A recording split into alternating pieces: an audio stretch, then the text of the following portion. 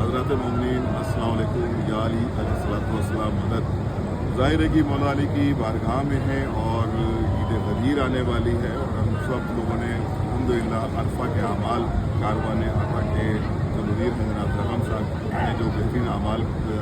عرفہ کے کرائے اور تمام زائرین کی بڑی خدمت کی جناب زغم صاحب نے اور ان کے تمام جو متعلقین ہیں علماء کرام انہوں نے بہت اچھے سے اعمال کرا. اس وقت ہم جس زمین پر ہیں اسے نجف اشرف کہتے ہیں. ظاہر ہے کہ یہ ایام جو ذی الحجہ کے ایام ہیں یہ ہم سب کے لیے بہترین خوشی کی